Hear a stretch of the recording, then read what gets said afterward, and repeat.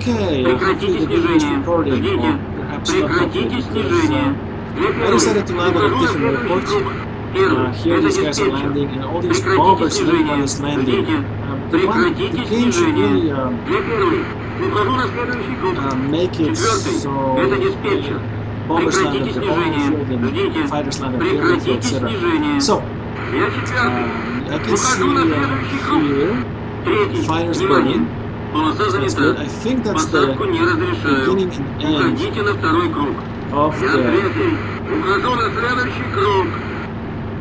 of the aerodrome. So I will try to land now. Yes, it's great. This could be the end of. Well, hold on. Let's first of all overfly the airfield and see where the actual landing field is, because I'm not seeing it. Okay, I'm just not seeing it. I'm still not seeing it. Oh god, it's one of those grass things. Right, so yeah, those two burning fields, I'm supposed to line up with them and land. Yes, sorry, I'm getting excited because I'm landing, and that's always nervous energy and just derpiness. And yeah, we are slowly catching ourselves into spin. Right. Okay, let's. We were actually turning well over the airfield to line up with the airfield. That's GDU's fine.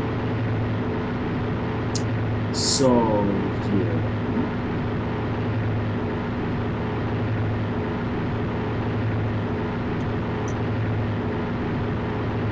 Uncle Timo landing again. Quote unquote landing. Yes. So what did we discover? We discovered that at night, airfield has. Oh, we can't see it now, of course, but the airfield has those burning things, which is probably drums from Gaza, to mark the location of the airfield, which is right here. You can see it. It's burning. And we can spot the actual freaking landing field. Kind of, sorta. Kind of, sorta, not really. We just got our. Yes. We just got our gears down. Полоса занята. Посадку не разрешаю. Уходите на второй круг. Для первой. Ухожу на следующий круг. Четвертый. Внимание. Полоса занята. That's just the way the Russians like it. Уходите на второй круг. Я четвертый. Ухожу на следующий круг. Третий. Внимание. Okay, there's trees that we just passed. Посадку не разрешаю. Уходите на второй круг. Я третий. Ухожу на следующий круг. Второй. Alright, another perfect landing. Those trees really messed me up. I was afraid of stuff. That's my excuse. But you can see that, well, we have still one wing and two propeller props out of 3, which is not bad. 1 of 3 is not bad. And yeah, so let's just exit the airplane and happily skip along, because landing at night is just fantastic. A fantastic idea, because we have all these electronics to help us land, including night vision, right? Great. Let's see what happened. Oh, the brightness. Holy crap. The video is going to go from total dark to like brightness. Player bailed out. No, I landed. I landed, alright? This guy crashed while landing.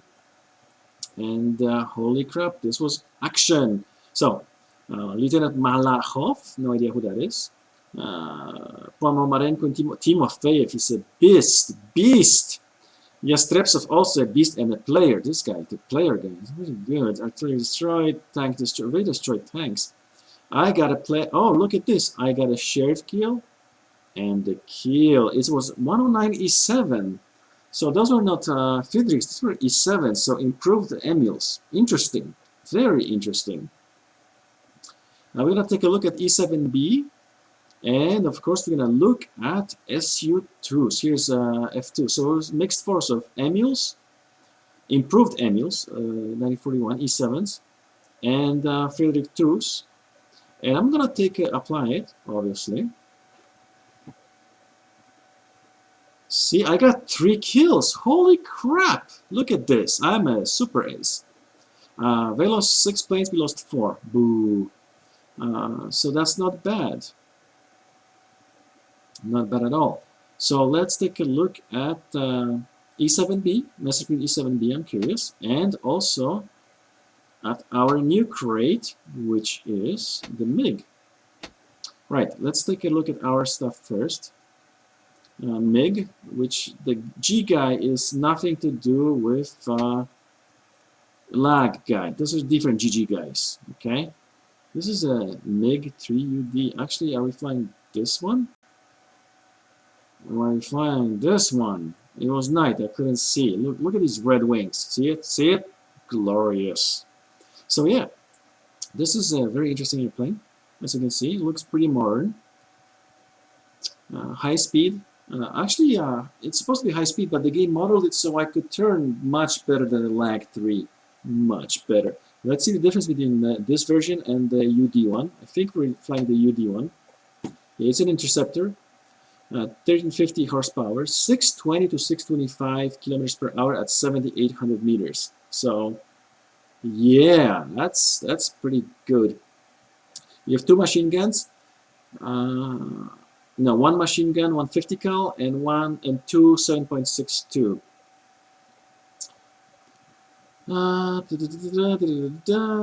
V12 engine, blah blah blah, blah blah blah. Inadequate stability, rear center of gravity. Yeah, it's the butt is too close to the pilot. This needs to be longer. Look at how stumpy this thing is. You see it? Do you see that the P-51 has a much longer tail? This guy is stumpy.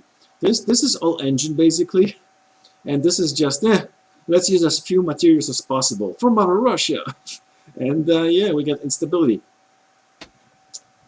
Interesting. Pokryshkin was flying this plane. Interestingly, looking at Pokryshkin and all these aces, they flew a lot of combat missions before their first aerial victory. This game is not that realistic that we're super ace, you know, in mission 5 or something, and we're really good. Not, you know, not Uncle Timo, but other players. And that's not the way it went at all. Lots of guys were flying like 50 missions before, you know, 20, 30, 50 missions before we got even, you know, a firing solution, much less a kill. So a lot of these aces, the first 30 missions were basically, you know, not killing us stuff, just flying and surviving, because in reality that's what we were doing. Anyway, advantages. Fastest large-scale high-altitude interceptor in 41. Aha.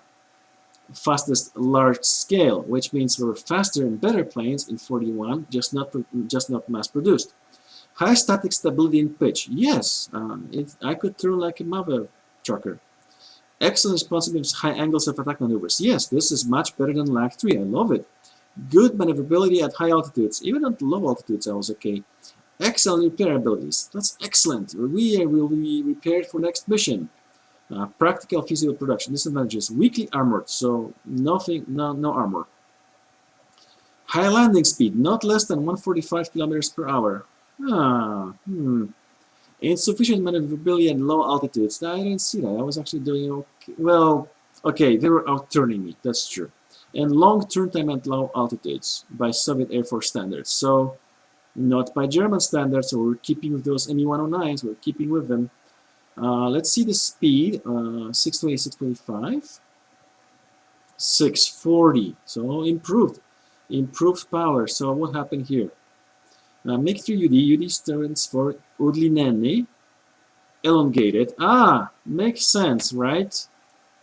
So this stumpiness, not in the game I think, was made less stumpy. It was elongated, that makes sense. Because the center of gravity is way too close to the pilot. This needed to be elongated. By the way, how about this thing? No, I think the game, maybe it's a little bit longer. I'm not sure. You have probably young eyesight. You can tell Uncle Timo if that's true. I don't see it. No, it's the same model. Okay. So let's see. Most mass-produced MiG-3 version. Okay, cool. Elongated fuselage, we know why. High static stability and pitch. Enhanced quality of processing server, blah, blah, blah, blah, blah, blah. Improved aerodynamics. Awesome. That's what we're flying. We're flying the elongated. We're flying the UD, I believe. Is this the same? Yeah, still weakly armored, high landing speed, blah, blah, blah, blah. Okay, so the interesting thing about this is it handles pretty decent. Not a turn fighter at low altitude. I had trouble. But I did follow those MU-109s, which are also not at low speed. Those MU-109s don't turn as well as at high speed. So once we lose energy, they're mine. We actually had armament. We had disarmament. We had 150 and two 762. So we're flying this one.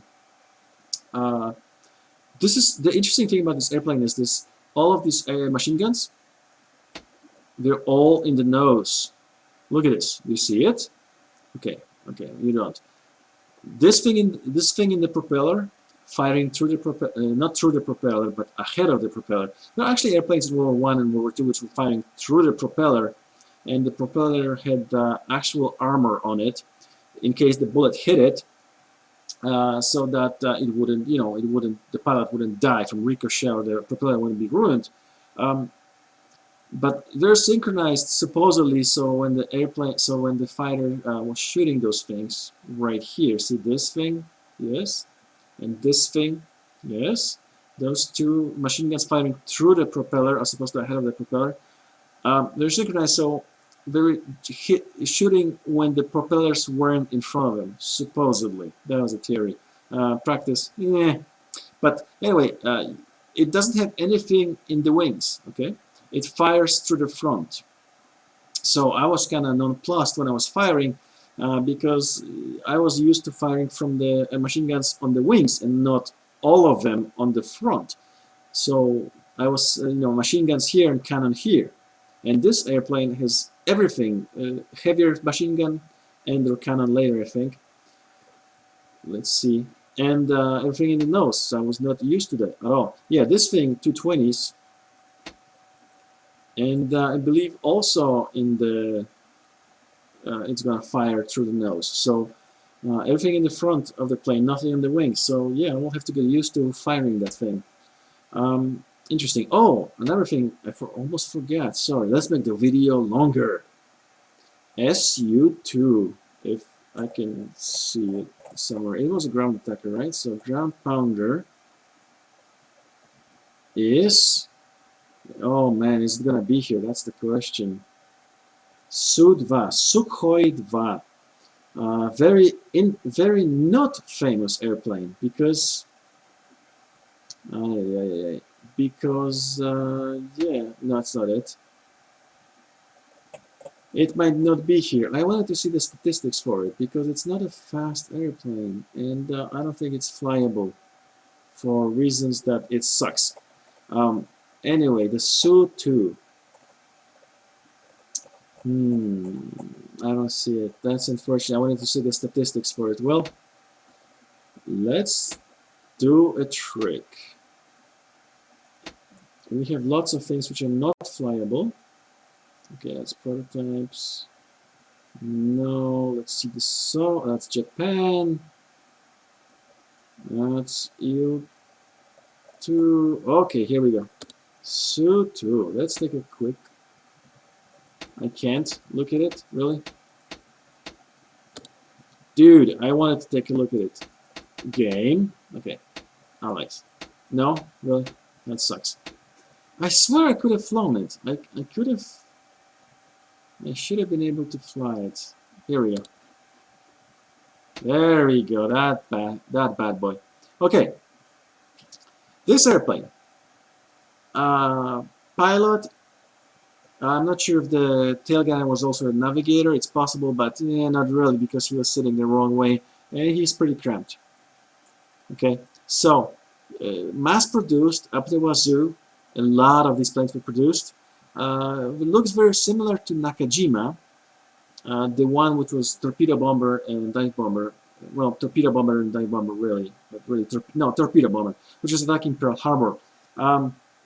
Nakajima was also withdrawn from service, really, in about 42, because the plane was not as good when there was air opposition present. But for attack on Pearl Harbor and work against ships with torpedoes when there were no enemy fighters present, it was pretty good. This plane was decent when there were no enemy fighters present, because well, it sucked, okay, but it was mass produced. It was supposed to be hundreds of these little things were supposed to swarm the airfields and just destroy them on the ground, destroy as much as they can on the ground. So once that happened, then the Red Army could advance. And yeah, this is not Yusuf, buddy. This is, wow, Yugoslavia. No, USSR. Thank you. This thing, yeah. We have a skin. We don't. We can look at Void, which is without anything. Just the computer model, which is pretty awesome, actually. Yeah, but let's look at default. Yeah. So yeah, mass-produced, sucky, no armor whatsoever. Absolutely no armor. It burned like a torch. Very light bomb load, but you could train a lot of pilots to fly this. Very simple to fly, very simple to operate, very simple to repair. And yeah, if the Soviets attacked Germany before Germany attacked them in Barbarossa, if Hitler delayed it, or if he did Sea Lion for real, y'all, if he did Sea Lion and attacked the UK while fighting in Africa, and didn't pay attention to his eastern flank, then yeah, these planes would attack the airfields in the German positions, and they would have shown what they could have done. But history didn't go this way. The Sukhoi 2 was pretty terrible. So yeah, interestingly, can we see? Yeah. Anyway, that's my historical musings for today. Thank you for watching. And just for a teaser, I'm curious what the next mission is. One last thing. I'm a lieutenant now. So we have Podpolkovnik is a colonel. So Podpolkovnik is like a under colonel. So he's actually leading, he's in front of a mayor, which is interesting. And mayor is spelled with an I here, but you read mayor, I guess. And Starship Lieutenant Timofeyev, which I think is with us from the beginning. He didn't die, he's just an awesome pilot. And us, we have 13 sorties and 7 kills, so that's not bad. And we got Order of the Red Banner. So we can see SSSR, which is CCCP, but it's Cyrillic, you read it differently. Let's see if I can read it. Okay, it's proletariat something, so, the working classes love me, etc. Even though I have a German pilot mug here. Well, whatever. Yeah, I was awarded Order of the Red Banner. Awesome. Okay. And let's see what we're flying. We're flying... Oh, this will be boring. I might not even record it. We're leaving the airfield and going to this airfield closer to Vyazma, where the battles will be raging. Well, they were raging. We were bypassed already. So, it will probably be a boring mission. So, yeah. Looking at my kills, mostly Friedrich II's, 1 Junkers 88, a Schnellbomber, and 2 E7s, I think, from the last mission, right? Yeah, October 4. Yeah, interesting. Look at this. 3 kills. Wow. Yeah, so, okay. See you next video. Enough of this musing and just bantering. See you next video.